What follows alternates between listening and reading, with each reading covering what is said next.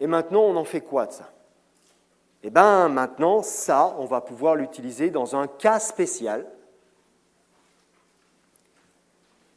de ce qu'on vient de voir précédemment, qui s'appelle l'équilibre chimique. L'équilibre chimique, c'est une réaction chimique, hein, mais qui est équilibrée, c'est-à-dire qui peut se dérouler dans n'importe quel sens.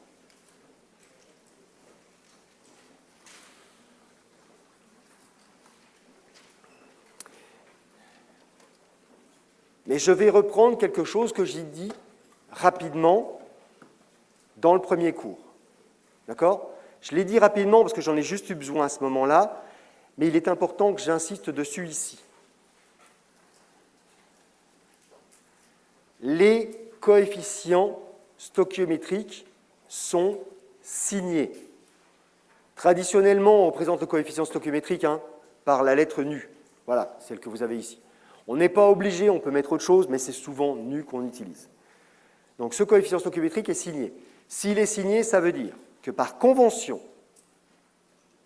on lui attribue un signe négatif s'il s'agit d'un réactif. Ici, -2 pour le carbone, -1 pour le dioxygène, et un signe positif pour les produits. Cette définition-là, telle qu'elle est posée, ne pose pas de problème particulier quand on a une réaction qui est totale, qui va uniquement dans un sens. Mais quand on a affaire à un équilibre, une réaction qui peut se dérouler dans n'importe quel sens, elle pose problème puisqu'il n'y a pas formellement de réactif et de produit. Et donc on applique une deuxième règle. Cette deuxième règle, c'est on lit les réactions de la gauche vers la droite, le sens conventionnel de lecture en Occident. D'accord? Et pour une raison bien simple, c'est que toute cette chimie-là s'est développée en Occident. Si elle s'était développée ailleurs, on aurait sans doute une autre règle de lecture. Ce qui veut donc dire que quand on lit la réaction, par convention, ce qui se trouve à gauche de la balance réactionnelle est un réactif, signe du coefficient stoichiométrique négatif. Quand on est à droite de la balance réactionnelle, on a des produits, donc un signe positif pour les coefficients stoichiométriques. Mais c'est une convention, d'accord? Deux conventions même. La convention des signes et la convention du sens de lecture.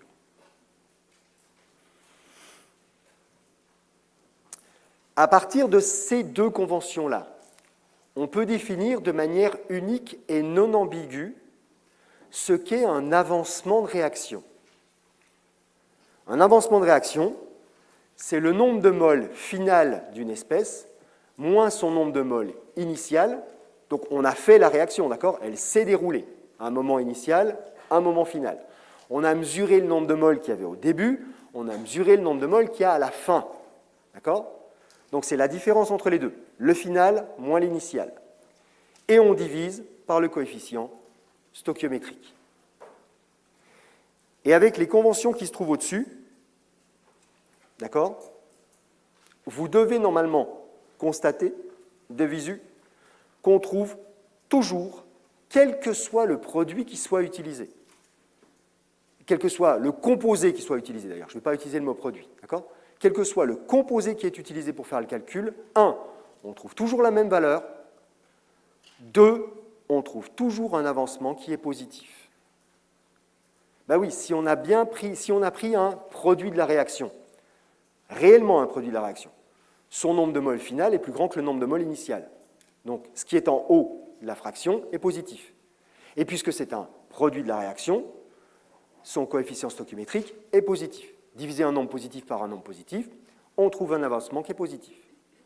Si au contraire, pour faire le calcul, on a pris un réactif, son nombre de moles final va être plus petit que le nombre de moles initial, d'accord? On épuise un réactif. Donc on aura en haut quelque chose de négatif. Et comme c'est un réactif, son coefficient stoichiométrique est négatif, un chiffre négatif divisé par un chiffre négatif, ça fait un avancement qui est positif. Donc, quel que soit le composé qui est utilisé pour faire le calcul, on trouvera la même valeur et une valeur qui a toujours le même signe. Et il n'y a pas besoin de bricoler avec des plus ou des moins à l'intérieur. Parce qu'on a des coefficients stoichiométriques qui sont signés. Je prends un exemple d'utilisation, histoire que ce soit clair. Condition initiale, j'ai 6, c'est des mols ici, hein, mais ça pourrait être des mols par litre, si le volume ne change pas, on s'en fout. D'accord? Ce n'est pas très important. 6 mols de carbone, 2 dioxygène, et j'en ai déjà 4 de CO dans mon système. J'ai le droit d'en avoir déjà, ça ne pose pas de problème. Au final, je sais qu'il ne me reste que 3 mols de carbone. C'est tout ce que je sais. C'est ce que j'ai mesuré. Il m'en reste 3 mols que j'ai pu obtenir simplement en pesant ce que j'avais au départ et en pesant ce que j'ai à l'arrivée. Hein, tout simplement. D'accord? Il m'en reste 3. L'avancement de la réaction, je peux le calculer à partir de ces données-là, puisque j'ai bien un nombre de mols initial, un nombre de mols final pour un décomposé. Donc je peux calculer l'avancement. L'avancement, ce sera donc le nombre de mols final du carbone, 3, moins son nombre de mols initial, 6, divisé par le coefficient stoichiométrique du carbone. C'est un réactif, donc c'est moins 2. D'accord? Ça fait 1,5. Nombre positif.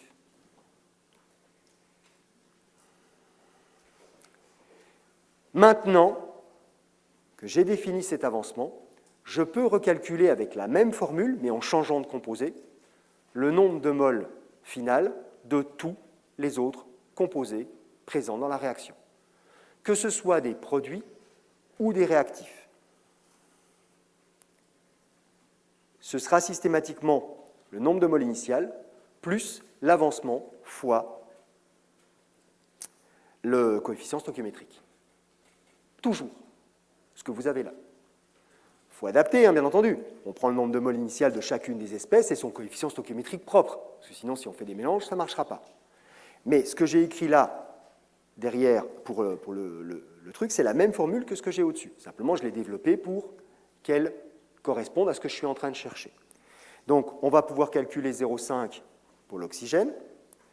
On va pouvoir calculer 7 pour le monoxyde de carbone, ici. La même formule à chaque fois.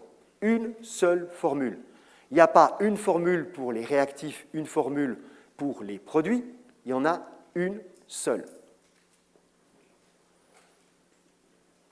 Et vous voyez que le « on ajoute » ou « on retranche » ne se pose pas. C'est le coefficient stoichiométrique signé qui s'arrange tout seul pour que ça s'ajoute pour les produits de la réaction et que ça se retranche pour les réactifs.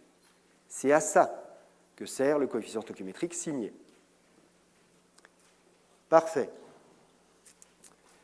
J'ai besoin d'un concept supplémentaire que normalement vous avez déjà vu au lycée, le concept de réactif limitant. Ce n'est pas compliqué, hein, le concept de réactif limitant.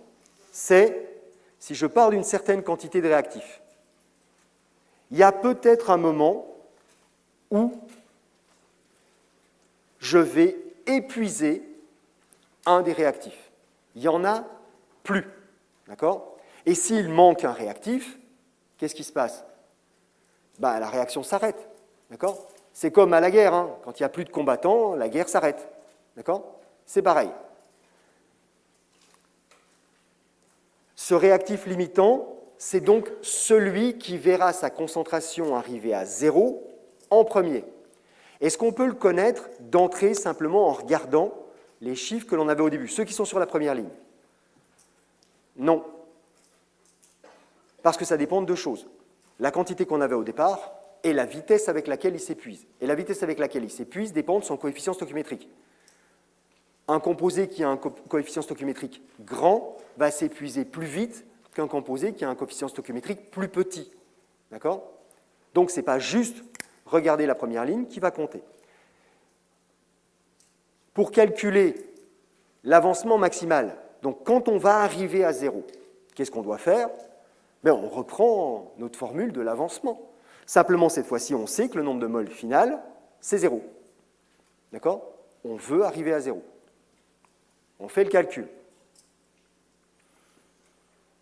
Ça fait 0 moins 2 sur moins 1, 2 moles. Avancement final.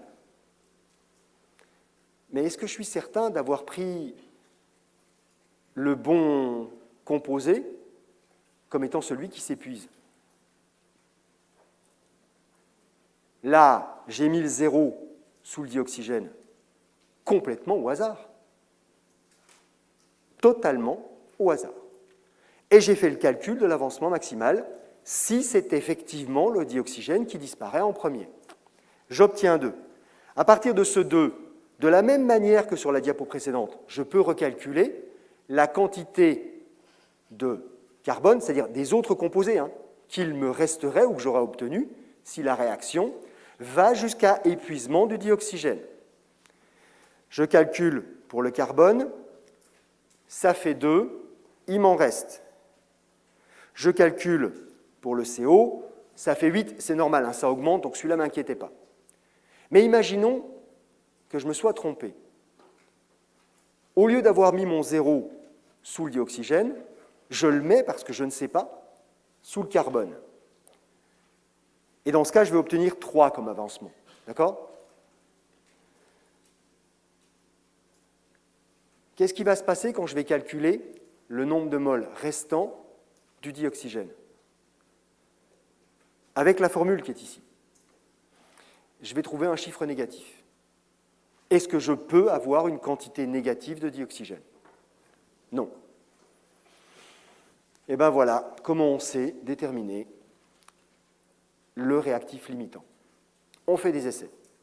On place le 0 n'importe où sous la ligne du dessous. On calcule l'avancement maximal que l'on obtiendrait si c'est bien celui-là le réactif limitant. On calcule les quantités restantes pour tous les autres composés.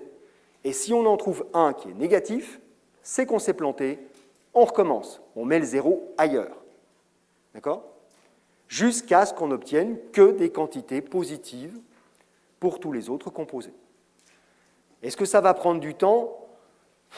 Oui, un tout petit peu, mais pas très longtemps en fin de compte. D'accord ? Des réactifs, il n'y en a pas 15 ou 20 en général.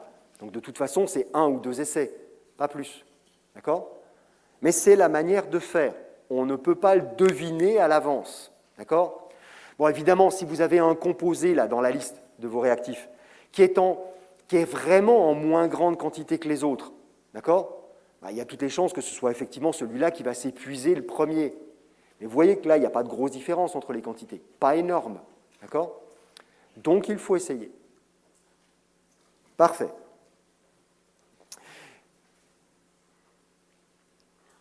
Et maintenant que l'on a l'avancement de la réaction, l'avancement maximal, si on va jusqu'à épuisement du réactif limitant, on peut calculer ce qu'on appelle le degré ou le taux d'avancement. On trouvera les deux termes. D'accord ? Quelquefois, on dit juste d'ailleurs l'avancement de la réaction, sans degré ni taux. C'est tout simplement le rapport des deux. Voilà. C'est l'avancement de la réaction tel qu'il était mesuré dans la première diapo, divisé par l'avancement maximal si je vais jusqu'à épuisement du réactif limitant. On fait le rapport entre les deux, on trouve un certain chiffre, d'accord, qui est forcément compris entre 0 et 1, parce que l'avancement réel est forcément plus petit que l'avancement maximal, puisque l'avancement maximal, c'est l'avancement maximal. D'accord ? Et dans le cas qui nous intéresse, donc les deux diapos qui précèdent, on avait 1,5 pour l'avancement réel, quand j'étais arrivé à 3 moles de carbone. D'accord ? L'avancement maximal, c'était 2, donc 1,5 divisé par 2, ça fait 0,75. En gros, mon avancement, ici, c'est 75% de l'avancement maximal. Tous ceux qui étaient en ED, non, de toute façon, vous avez tous fait le premier ED, d'accord ? Oui, maintenant, vous avez tous fait le premier ED. Donc, dans le premier ED, vous vous rappelez, il y avait un avancement de 75%. Et bien, voilà ce que veut dire cet avancement de 75%. L'avancement mesuré, il est de 75% de l'avancement maximal de si on utilisait la totalité du réactif limitant.